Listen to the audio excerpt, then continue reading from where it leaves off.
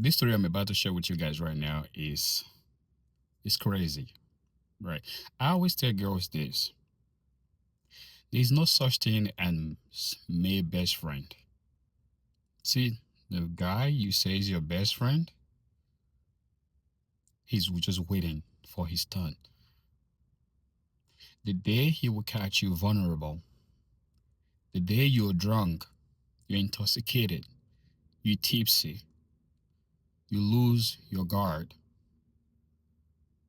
he's gonna have his way with you.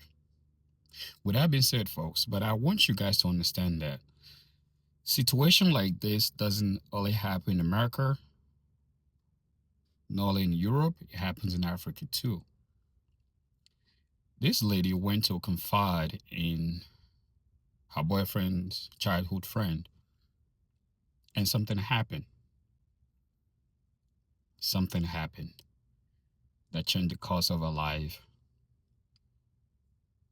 her boyfriend, and her boyfriend friend. So, with that being said, folks, if you guys want to, this is the part one of the video. If you guys want to see the part two of the video, within 24 hours, 48 hours, 70 something hours, comment that in the comment section below. And let me know what you think. Leave your thoughts in the comment section below because it's very, very important, right? Because not only let me keep that. Listen to it, okay? Because sometimes it's good to hear both side of the story before you judge. So for you to really get the full comprehension of what happened between these three, you have to see the other part of it. Meanwhile, watch it to the end. I'll be right back, folks. For over 3 years, 3 years now, ever since I left him with his dad. When was that? Okay, I met Stanley through my ex-boyfriend. Yes, my ex-boyfriend, he's his childhood friend. So I met him, and the relationship was a toxic relationship, a violent relationship. So a day came, I called Stanley that, please, can you talk to my friend for me because he holds you on high esteem, and I want you to let me talk to him. And he said he was in school because he was feeling a last week then. I think writing his papers, final paper or so. So which year was that? That's 2015. Okay, you met in 2015. Yes. Okay. So, and you had the baby when? That same year. Okay. That same year. Okay. So I spoke to him that he should help me talk to his friend. He should help me talk to his friend, and so that the whole issue can be resolved. I don't like the way he has been treating me, the way he has been maltreating me in the relationship. He said, okay, that he cannot hear me or understand me completely, that let him come back from school. Right now, he's about to write the exam, or so he needs to concentrate. I said, okay. After some weeks, he called me back that I should can I come to his place? And at first, I never wanted to, but I later went. When I went there, he took me to a place where he used to watch football match, and we sat down there, we were talking. And instead of him to resolve the issue, after explaining everything I've been going through in the relationship, instead of him to resolve the issue, he started telling me all nasty things about my ex, telling him how he's bad, how he's this, how he's that. And I was like, within me, that's not the reason why I came here. He's bad or is that is not the reason why I came here. I just wanted you to let me talk to him, and maybe because he hold you on high esteem, so let me talk to him. It was not like, is it that I'm not listening to him or what? I said no. So after some time, he left me, started watching ball. I sat down somewhere. Then evening came. I was not like, okay, time for me to go home. And he said, no, I should not go home, that we can as well book a lodge or something. I said, no, I need to go home. I need to go home. So he refused. He was trying to persuade me for me to stay. So at the end of the day, I stayed and we lodged. He left me in the lodge and he went to his house. He came back late at night to meet me in the lodge and asked me if I was going to eat. I said, if I'm eating, I said no. He went to get noodles for me to eat and malt. He came in with the malt. The malt cork, the malt was already opened. I'm sorry, you all know I stammer. So the malt was already opened. So I asked, why is it open? He said that he has already opened it from where he brought the malt from. So I took the malt. After some time, I started feeling somehow. I started feeling weak and dizzy. And I asked him, did you put anything inside this malt? He said no. He swear to God that he did not do he did not do anything like that. And in the room, I tried to sleep and he came all touching. touching me or trying to have his way. I was like, I'm your friend's girlfriend, so why are you trying to? This was not the plan. I thought he said I would just sleep over and I'll go home the next day. He said, as in, am I not seeing that he likes me? Am I not seeing that he loves me? Am I not seeing that my look at the useless relationship that I am, or that they're not taking care of me? I'm not doing this. I'm not doing that. And I was like, no, this cannot happen. He forced himself on me. He forced himself on me, and he had his way. And I was not happy about it. I was crying. I was like, I'm going to let my people know. And all did of you that. report to anybody? No. He said I shouldn't tell anybody. Yes, ma'am. He said I shouldn't tell anybody that he's sorry. Somebody raped you as an adult. I was 19. I was 19 years old. Under the law, 18 years, an adult from age of 18. Yes. Do you understand me? If you know you are being raped, did you tell your parents? No, I was afraid of the stigma. So you didn't tell anybody? You didn't tell anybody? I didn't tell anybody except my close friends. Except my close friends. You know why I say that? Before the law, it will just remain an allegation that can never be proved. Do you understand? Yes, ma'am.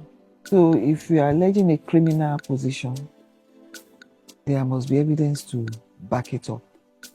If there's no evidence to back it up, it's always difficult. Because I'll explain little things from what you have said to me. If a drink is brought to you, I'm saying this not just for your sake, because you could have made mistake about it. But if you are in a position where your instinct is telling you there's something you want to put in your mouth, might not be safe for you, you don't have to take it. Secondly, when you start feeling funny and dizzy, you can just tell him, I want to pick something downstairs. Then you go and meet the receptionist that this is what I think has happened and I don't feel safe staying in the room alone. Then, do you understand? They will allow you to stay there. If you sleep off, at least they are protecting you and looking after you. The alternative of asking him to go and get something from you and locking him out. Then you call the reception to tell them not to let him enter again. Do you understand? So those are things that, there could be others. There are the only 3 things that just came to my mind now that you could have done in a way to handle it in a better way. So after some weeks, I called him and I told him, I started feeling somehow. So I went to do tests. I ran some tests and I realized I was pregnant. I was so scared of the stigma, and I disappointed my uncle and my grandma who took care of me from a tender age. And I was just so disappointed to stand with them with pregnancy and be around them or that area. So I spoke to him. He said, okay, fine, that I should come to his parent place. I would say, your parent place, same place we went to with my ex, and he said, yes, no problem, that I should come to his parent place.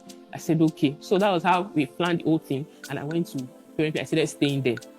Staying there, on getting to meet his mom to tell his mom, the mom said that his son is not the owner of the pregnancy. I should go and abort the pregnancy.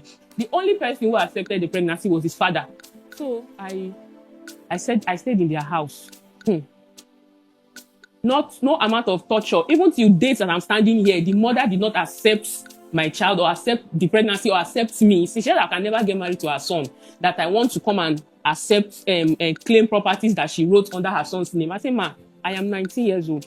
I don't know about marriage. I don't know about it. It just happened the way it happened. I'm sorry. Even me I had my own life. At least your son has finished university. Me, that was my year. That was my year I could achieve a lot of things. But now this is what even me. So I have my own that I'm also regretting. That the mother refused. The mother refused because, sorry to say, she's not learned like that. So she was just like, I came to snatch the property she kept under the name of her son. So that was how I've lived in the house. She would torture me. I have a cane. I cannot sleep and wake up. Like, they not born me where to sleep. 6 o'clock will meet me on the bed. Sometimes he will be sleeping on the bed with me, and the mother will come with cane and flog me.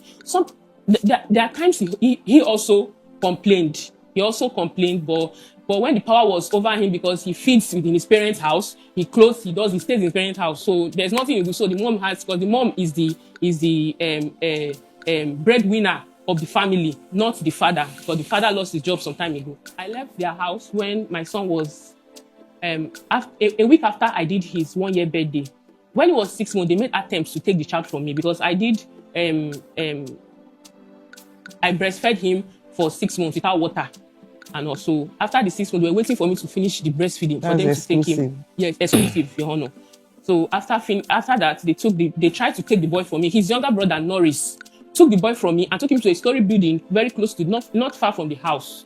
So I came out to buy something. I came back, I didn't see my child. I was like, child lady, because that's what they call her. Child lady, where is my baby? She was like, is it me?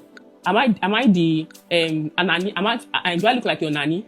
I be like person they take care of your pikin for you. I be waiting. Come out from my phone, go find your pikin. I was like, okay. So this is the whole thing. So I called him. I told him. It was not like I should call the mother now. Because he went for his youth service. So I was in the house facing the OH. The period he was in the house, I had a little bit rest of mind. But the moment he went for his youth service, then the mom saw a big opportunity to do what I want to do. She wanted me to run away from the house or go away from that house. But because of I cannot go back to my uncle or go back to the place where I came from, and I cannot be moving around with pregnancy. I was so ashamed or afraid of the stigma. So I could not go back. But I was still enjoying to stay there. So after some time, I realized that it was a plan between him and his family to take the boy from me. I was like, how will you want to do that to me? At least with everything I've suffered, is it the boy, you want to take the boy from me? It's not so. Now, even if you want to do that, we can sit down. We brought this child to this world. We can sit down and talk about things. But he was so, he does not care. Like he does not care. And he told me that, after all, you never loved me.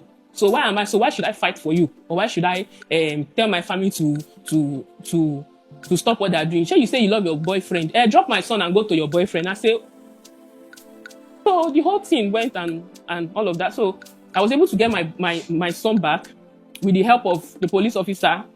Wait, you said somebody took the baby to a building? Yes, so yes, Your Honor. You now had to involve the police? Yes, Your Honor. No, I didn't even involve the police. So they were the one, when they took the boy away, they were the one that accused me of that. They said I'm a criminal. According to the police woman that came to the house to pick me up, she said I'm a criminal. That she said, Madam, where is the criminal? And she pointed finger where I was sitting down on the chair, because I said I will not leave the house until you provide my son for me. So the police came around? Yes, ma. Yes, Your Honor. The police came around and took me. And I said, ma, I didn't take anything, but I want my son. And the woman stepped close to me and said, because I was crying, I said, I need my son. That, okay, if you want to carry me, let me go with my son. And the woman stepped to me and whispered to my ear that the mother of the child, right? I said, yes. Just come. I know what has happened. Just come. I said, who came to report to me? He said, your father-in-law. Father-in-law. So where did all this come from? But this man has been with me. He just come. So what about my child? I need to go with my child. She said, don't worry. That child will be provided. Just trust me and come. So when I followed the woman, because they were not with me, they were outside. So I followed the woman into the Marwa without my son. So I went. May God bless the DPO on seats that time. He was the one who, when they came, started asking them questions. He said, sir, asking his father questions. He said, who are you? He said, I'm the father to this. Then I said, you are not the father, please, you are the grandfather. He said, it's my son, whatever. I was just saying. So I said, the man asked him, he said, did you marry this girl? Did your son marry this girl? He said, no, we don't marry out of, we don't marry when a woman is pregnant. We don't marry, that is not our tradition. That is a chief. He does not marry this, that. And I said, so why are you now trying to take the child away from this girl? I said, then he asked me, how old are you? I said, I was 20 because I was already 20 by the time I gave birth to my son. So I said, how old are you? I said, I was 20. And he said, sir, you don't have any right to take this child from me. So what are you people trying to do? And he started fighting, arguing with the DPO. And DPO says, what you are trying to do is kidnap. You cannot take this child from the mother. And this child is small, 6 months. How come? Well, he said, please leave my office. I don't care who you are. You are a chief. Okay, if you are a chief, if you are an Igbo man, is this the right way you're supposed to do things? This is not the right way. You're trying to take away the child from the mother. And so all of that went. And I said, okay, for them to give me my son, I had to call my uncle. So shamefully, I called my uncle for him to come to the station. So he came to the station and he picked me up and we left. So after everything, he came not to talk about to say, oh, sorry for the time I have not sent money to you, or how are we going to do it? This place you are staying, because we're staying in an uncompleted building.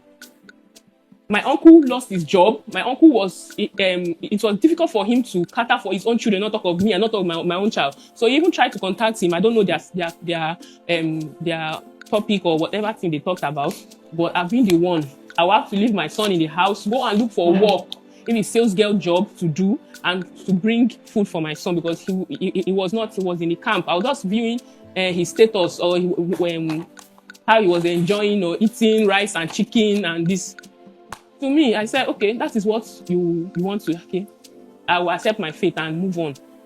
So after everything, he came not to talk about the welfare of the boy or what, he came straight to come and collect the boy. And I said, hold up. I know that we don't have any relationship. Like, what happened, but are you trying to take this boy away from me? Is that what you're trying to do? He said, look at where you are living. Look at what you are saying. Your uncle called me that my son, that he will throw the boy away. He will do that and do that. I said, okay, yes. There was the time me and my uncle fell out. Yes. So that was what my uncle said, Abi. Okay, fine. My uncle too. So I said, you cannot, even if it is one room, I'm not saying you should marry me, because I'll see like a lot of trauma. Like, I cannot be looking at you like this and be happy with everything that happened. So you have to look for a place for me, or at least provide, not just to come and take this boy away from me. I don't understand. What are you trying to do? And I heard you brought a woman from your national call to the house.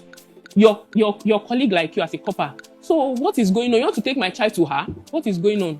So he denied it. He denied it. So I don't even care about that. So after everything, he left that day. My uncle told him that you cannot take that boy. What about the mother? If you think you have gone to school, what about the mother? You have stopped a lot of things in her life, and she will damages her body, everything. You have put her in a mother way, and you feel that because you're not the one who carried the pregnancy, and you can come in and come out at any time and come to my house because you see that I don't have money, or to come and humiliate me or ride me. It is not possible. You have to take care of her and take care, whether the child is with you or with her. Take care of her and take care of that child. That is my own. I don't want any problem or anything. So I sat down there. I didn't even talk to them. I sat down there because my uncle was saying what he's supposed to say and what I wanted. So he said, for now, he does not have any money. Like I can see that he just came back from youth service. He does not have any job. He does not have anything. So he left. After some time, he came back. He came back to the house. He said my uncle called him that I'm leaving the boy and be going out, and whatever thing that he said my uncle said. He came very early in the morning. He took the water to bathe the boy, to bathe the boy. I threw the water away. I don't understand what is going on. Are you here to amend things, or you are here to scatter more? What are you here to do? You are bathing him. What are you here to do? He said, we are sleeping outside. We are sleeping outside. So what are you supposed to do? This thing is to calm down and resolve issue. What are you supposed to do? I don't know. How are you thinking? If somebody should do this to your sister, would you like it? And the next thing, he said that is none of his business. That he just came here to take the boy. I can sort myself out. Or maybe when he gets a job, he can be sending me whatever thing he feels like. I said, God, so I'm not giving you this boy. He started dragging. My uncle asked me to give him the boy. I said, lie. I'm not going to give him this boy. So with everything, that day, the father called. His own father called. He's the only person I owe on high esteem. Then, not now, until he did what he did. So he called me and he said, now can I talk to you? I said, yes, sir, I can talk to me. So I was crying on the phone. I was like, your son is not going to come here to settle things amicably. He came and started beating me and trying to force the child away from me. And then I know nothing much about the law. The only thing I knew, in short, I have no idea, less or no idea of about the law. So he asked me that can he talk to me? I said yes. He said, have I ever been wicked to you? I said, no, sir. He said, okay, can you listen to me and give this boy out? Not for anything, but for his future, for his life to be good, for his this and that. I said, but what about the trauma? I cannot stay without my son. So is he supposed to behave like this? And he was like, just listen to me. I have been the one with you. Please don't disappoint me. Just give this boy to him and let him come with you. Whenever you want to see this boy, whenever. I promise you that. with tears, and my heart was heavy. I gave the boy out to him. I never knew that was just the beginning of my trauma, of torture. I was so angry at myself and with everything. I was just angry and regretting everything. Like maybe wanted to take my own life because I don't know what's going on. So after everything, along the line, I met some people who spoke to me, who talked to me, and gave me little guidance. So I went to see him. Every time I go to see him, I will buy clothes. Like clothes this boy has never worn before. Because when I got a job, I started working and I'll go see him. I'll prepare clothes for him. The things that I will bring for my son, like a cloth I will bring for my son. Thank you. So I'll buy things for him. I bought him his first bicycle. A German used bicycle. I bought him his first bicycle when he was 3 years old for his 3 years birthday. His 2 years birthday. So I bought the things I would buy. You know the bag of rice then that used to be bigger than the one we have now. A lot of things I put inside. A lot. Refilled provision and the canned provision, cream, clothes. In short, the provision is different from the bag of clothes I bought for him. Okay, new one. So I bought shoes for him. I always bring the child. After then his birthday, whenever I come to see him, they always tell me that they don't want me to enter inside the house, that I'm a witch. I should go outside. So, in short, anytime I'm coming to that house to see him, whenever I just get to the bus stop, because of the experience I had in that place, so he's always telling me that, go back. What are you coming here to do? Go back. Because of the air I would breathe from the streets to just take me back from everything I went through in their hands. So, I would just have to summon courage to move to see my son. I will go there. I will not see him. I will go there. I will not see him. I will not see the father. So I never knew that they rented an apartment somewhere. So that is when he took my son with his girlfriend to the apartment. So I was like, where is my son? I brought some things for him. They said I should drop it. Whenever he's around, I will see him. I said, but daddy, you said anytime I want to come and see him, I can come and see him. He said, drop it. Don't worry. You see him. Okay. I left it. I dropped the thing. I left. I didn't see my son. The thing continued like that. It continued like that, back to back. I did not see my son until one day I started bringing trouble. I must quarrel before I leave that place. So somebody in that area that gave me the news that your son does not stay here. He stays with his father and his girlfriend. The same lady he brought from NYC. He said, oh, is that it? They did not. When was the last time you saw the boy? The last time I saw him was last year, and when I saw him, I called him. You should come. He said, no, I'm not coming. I said, you're not coming. I said, anyway, I don't blame you. I won't get angry at you because where did you see him? They brought him from his sister's place, his younger sister's place. He was not in the family house anymore, so they brought him from there. So I find a way to know where the younger sister stays. So I got the address and I sent, after going to the human rights, the OPD. So they said I must get the address so that they can send a letter to them, or except I will take it for myself. I said no, that they should send a letter. So I went to get the address. His two younger brothers. So what happened when you found out and the OPD wrote a letter to them then? They came. So they came to the place with his father and his younger sister that my son was staying with. And they asked us questions. So I explained, I said my own, and they started their own. What agreement did you... There will be an agreement. So what was the final agreement with OPD? There was no agreement. We're supposed to... They re-adjourned the meeting. 14th of December. They did not come. After that, they didn't come again? They did not come again. And what happened after that? That was when I started looking for another way out. And that's when you filed it? That's why I filed. Yes, ma'am. Yes, ma'am. Can I have your response? Thank you. Oh my goodness. I'm sorry guys, I try to call this video short so it's not too long. You know, I'm so shocked. So hear what the guy said about the whole situation. Trust me, you have to watch and listen to what really happened, to what the guy said. The whole narrative take a left turn. It's not always good to judge people, especially when you hear one side of the story. I'll be posting the next narrative from the guy for you guys to have the whole full scope of what happened. Meanwhile, in the time being, please turn on this notification button. Turn it on, you know? That's the only way you can help me. That's the only way the YouTube algorithm get to push the platform. You know, this channel, I don't want to be known to one thing. You know, I talk about bodybuilding, talk about fitness awareness. I also want to talk about the things that impact us day to day as a people. So please subscribe. Like I said, the next part 2 of this video is loading. Peace, folks.